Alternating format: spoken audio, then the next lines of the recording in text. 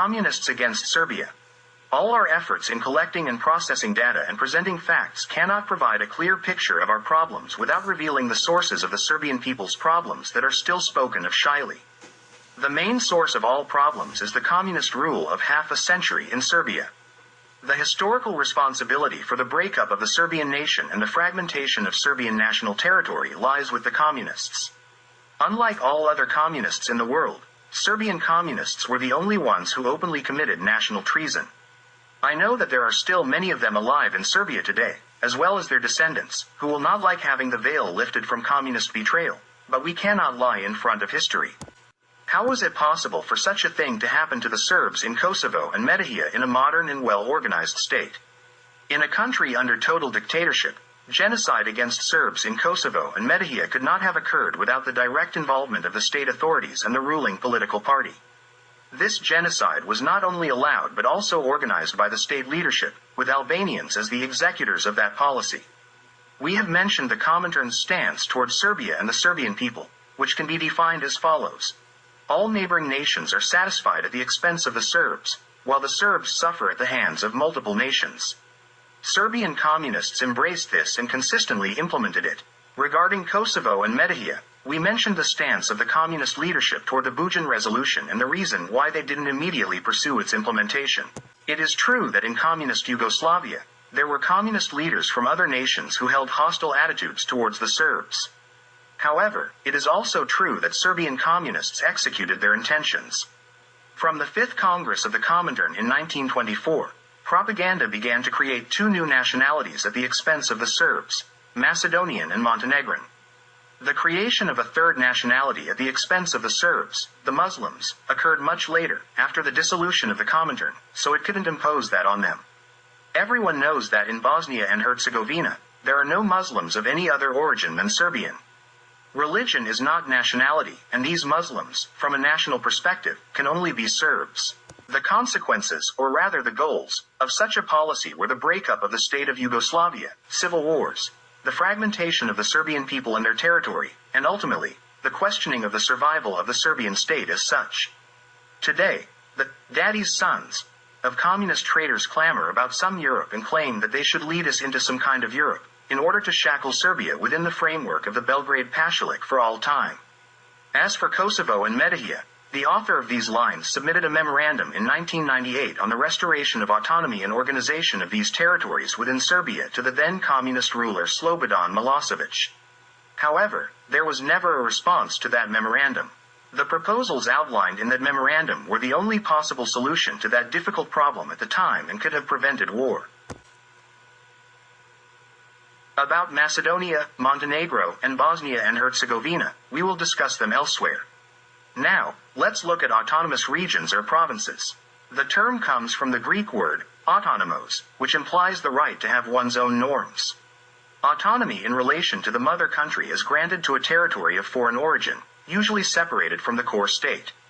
For example, Finland granted autonomy to the Åland Islands, the UK to Northern Ireland, Denmark to the Faroe Islands and Greenland, and Portugal to the Azores and Madeira. Granting autonomy to Vojvodina, which is adjacent to the capital and whose population is 2/3 Serbian, is nothing more than a planned preparation for the annexation of that territory from Serbia. The fact that there are various national minorities in Vojvodina, which are only small national minorities and not a constitutive element, is addressed by the law on the rights of national minorities, not by an autonomous province with state attributes in which the Serbian 2/3 majority found itself in the position of a national minority. Granting autonomy to Kosovo and Metohija meant gradually separating that territory from Serbia and annexing it to Albania, in line with the Bujan resolution. Kosovo and Metohija were occupied by the Turks as part of Serbia when they settled the entire area. Numerous Albanian national minorities settled there under Turkish occupation. The vast majority of these settlers seized land and houses from Serbs through plunder. Few of them even had Turkish title deeds to the land they had taken. All refugees were created on seized Serbian land. After the liberation of Old Serbia, Serbian authorities had the right to demand title deeds from all Albanians in Kosovo and Metohija. Albanians in Kosovo and Metohija are just an Albanian national minority in Serbia, whose rights should have been addressed by a separate law on national minorities. Instead, the Communists in 1945 formed the autonomous Kosovo-Metohija region. At the same time, they enacted a law prohibiting the return of expelled Serbs who had been driven out by Albanian fascists during the occupation. The exact number of expelled Serbs was never determined. It is estimated to be around 200,000 individuals, while approximately 180,000 Albanians moved onto their properties from Albania. None of them were returned to Albania. Furthermore, the Communists concealed the expulsion of Serbs from Kosovo and Metohija from the international public. Both fascists and communists worked together to destabilize Yugoslavia and expel Serbs from Kosovo and Metohija. For example, Miladin Popovic, secretary of the Regional Committee for Kosovo and Metohija, stated that settlers were the pillar of Serbian hegemony in Kosovo, which meant they should be removed at the appropriate time. The aggression against Yugoslavia and the annexation of its parts were international legal crimes. In the occupation zones in Kosovo and Metohija, deportations, and denationalizations were carried out by all three occupiers, Albanians, Germans, and Bulgarians. The International Military Tribunal in Nuremberg tried perpetrators of such crimes. Under Point 6 of the statute of that court, trials were conducted for violent expulsions and deportations. In the section on crimes against humanity, deportations and persecutions on political, racial, or religious grounds are mentioned. Yugoslavia submitted its report to the International Military Tribunal in Nuremberg under the title, The Yugoslav State Commission for the Investigation of Crimes Committed by the Occupiers and Their Collaborators to the Military Tribunal in Nuremberg. In that report, deportations and denationalizations of Yugoslav population by German, Bulgarian, and other occupiers are described in detail, but there is no mention of the persecution, deportation, and denationalization of Serbs from Kosovo and Metohija. Albanian Quisling authorities, under the protection of both Italians and Germans, systematically expelled Serbs from these territories through various forms of terror.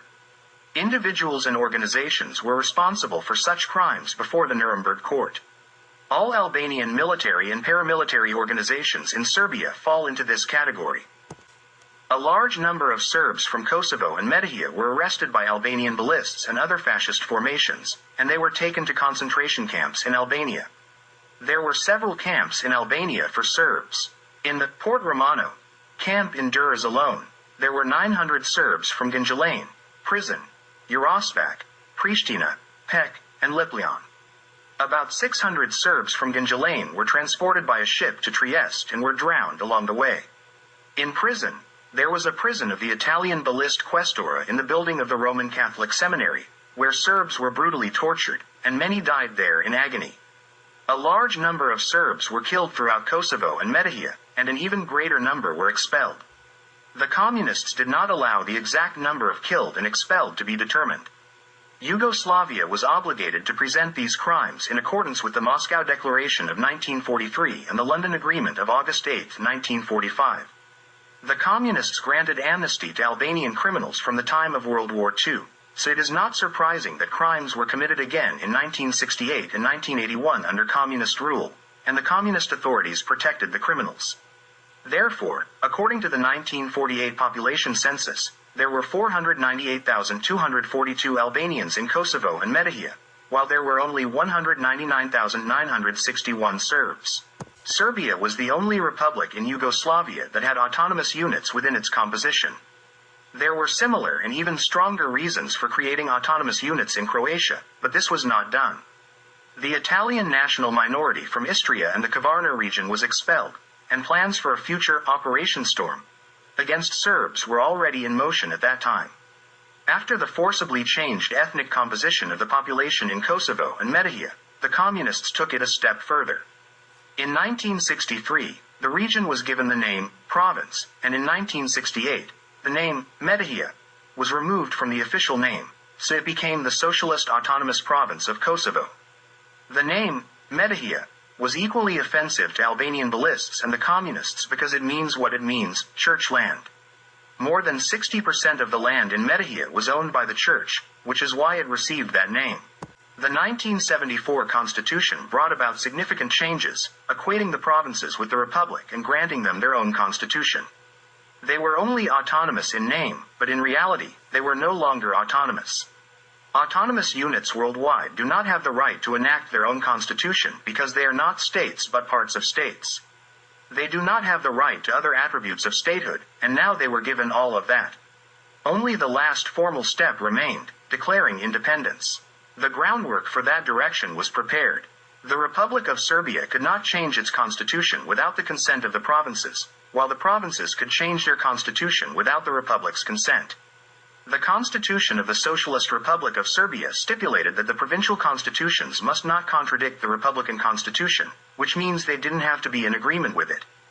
There were no mechanisms for resolving contradictions. This allowed the provinces to express their statehood and act as such. Such constitutional solutions for so-called autonomous provinces are theoretically unsustainable, unknown in comparative constitutional law, and unacceptable in the science of constitutional law and state theory.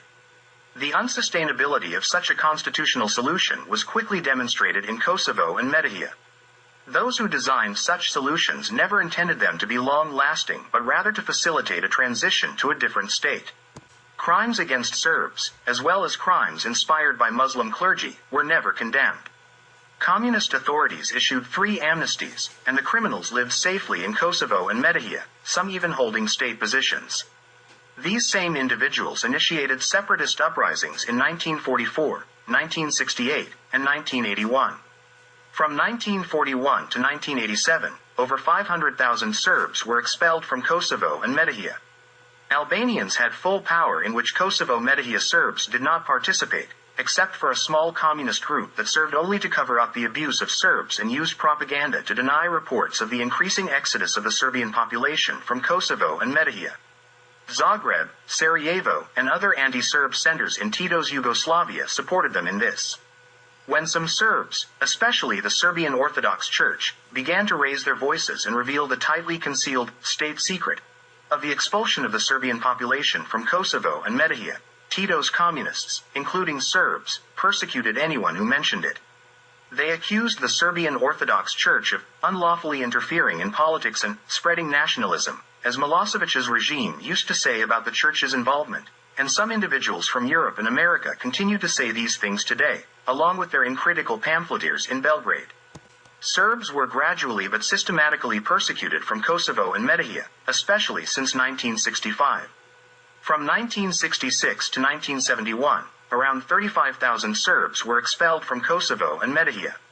From after the war until 1961, a total of 33 Kosovo-Metohija settlements were ethnically cleansed of Serbs. The persecution intensified in the following years, and from 1971 to 1982, approximately 220,000 Serbs were expelled. Between 1961 and 1981, all Serbian inhabitants were driven out of these 60 Kosovo-Metohija settlements. For example, Podujevo, which had 90% Serbian population after the war, saw Serbs nearly disappear in the last decade, and today, under KFOR and UNMIK, only 3 elderly Serbs remained, one of whom recently passed away. Another example is the village of Ajvalija, between Pristina and Gračanica, which had 513 Serbs, 597 Albanians, and 82 Karaserbins, gypsies, in 1961. By 1988, Ajvalija had over 5,000 Albanians and only about 10 Serbian families, and now, under KFOR and UNMIK, that village has lost its last Serbs and Karaserbins. Article 42-43. Individuals who grew up and were educated under communism, in an anti-Serbian spirit, have largely held or still hold prominent positions. They believe that science stopped somewhere around Marx and his followers, and that there is nothing more to be known or established. This case demonstrated that to the entire world. During Slobodan Milosevic's trial in The Hague, both Serbian and world history were put on trial, even dating back to ancient times. A defense witness was Dr. Slavenko Terzic, a respected Serbian historian. Milosevic asked Terzic, "Mr. Professor, isn't it true that the Slavs arrived in the Balkans in the 7th century?" Dr. Terzic replied, "Well, it can't be simplified quite like that. If we think in such simplistic terms about those ancient times, then it could be seen as a great upheaval that swept across various European nations. The Slavs arrived in the 7th century in the Balkans. This is surprising and equally disappointing. A man who ruled Serbia and decided the fate of the Serbian people had no idea about the ancient history of Serbs. How could he understand and defend Serbian interests? On the other hand, a respected professor, to whom I personally gifted some books, disregards the results of science and tells falsehoods that harm his own people. There was an opportunity to tell the world who the Albanians are and that they arrived in the 11th century in Serbia. Instead, it came across as if Serbs arrived in the 7th century in Albania. The victim is portrayed as the aggressor, and the aggressor as the victim. The most striking example of communist betrayal, servility, and worthlessness can be found in Dobrica Kosic's book, Kosovo. Mr. Kosic played the role of a conscientious communist Serb by pointing out some of the crimes enabled and organized by his communist authorities. His comrades understood him, perhaps even encouraged him to speak in this manner, so that the people might think, not all communists are the same. Comrade Kosic is pointing out crimes against Serbs. But Comrade Kosic, as he admits, forgot who he belonged to during the meeting of the Central Committee of Serbia in 1966. I was ashamed and raised my hand in favor of the Executive Committee's decision in which the anti-Serb conspiratorial group Rankovic Stefanovic and its members Vokan Lukic and SRB Savic were excluded from the League of Communists. I betrayed myself. Page 7. Did Mr. Kosic betray himself when he was the president of Yugoslavia and did not lift a finger to improve the difficult situation of Serbs in Kosovo? Did Mr. Kosic betray himself when, as a political commissar, he worked to establish Tito's anti-Serb dictatorship? It seems that he never betrayed himself, but he did betray Serbia and the Serbian people. He may not admit it, but he documents it himself when he says, "Every word about the inequality of Serbs in socialist, self-managing Yugoslavia was ideologically qualified as Serbian nationalism." This ideological dogma was pronounced by communists of all Yugoslav nations, with Serbian communists being labeled even more harshly because they had a hegemonistic nation complex. Yes, we remember. All of us who defended the interests of the Serbian people were called reactionaries by the communists, as they were engaged in its destruction. The first report in the press, in general, about the genocide against Serbs in Kosovo and Metohija was my report in American Srbobran in 1982 when I was its editor. Back then, the communists talked about some kind of counter-revolution and all sorts of nonsense to cover up the real situation. Here's what Kosic had to say about it in 1963. In discussing our future, Albanian and Serbian, I turned to Fadil Hoxha. Admit it to me, Fadil, that you Albanians have a plan like this. You will stay in Yugoslavia until you industrialize, urbanize, and educate yourselves, and then, as a progressive and democratic North, you will liberate and unite the backward and undemocratic South, Albania. You are now preparing to turn Kosovo into the Piedmont of Greater Albania and achieve the goal of the League of Prison. Fadil Hoxha jumped up from his chair, hugged me, and said, "Gedzo, my brother, how well you understand us." After such a confession, was there anything else unclear to anyone? What did the communists do about this issue? Kosic says that the Kosovo events were an expression of the political collapse of Titoism and Tito's Yugoslavia. How is it possible, Mr. Kosic, that the cornerstone of a policy, led by the communists from the First World War until 1999, can be the downfall of that policy?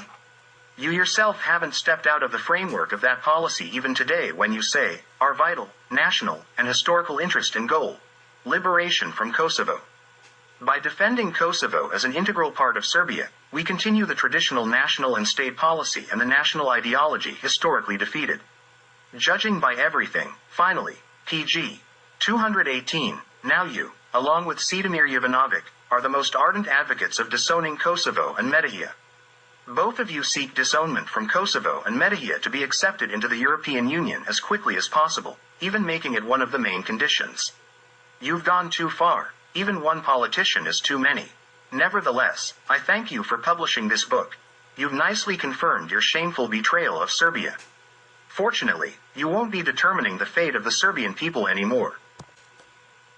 By the way, the only person in Serbia who has so far put his signature on the proposal for Kosovo and Metohija's independence, as a member of the International Commission for the Balkans, is the former leader of the Communist Youth and DOS, Democratic Opposition of Serbia, Minister of Foreign Affairs, Goran Svilanovic. Incidentally, it should be noted that the death camp in Jasenovac continued to operate even after Germany's capitulation, and Tito never visited Jasenovac. The mysterious disappearance of the Kurt Waldheim dossier, responsible for the genocide of over 50,000 Serbian children from Kazara. Waldheim was elected Secretary General of the United Nations. Kurt and Walter were good friends.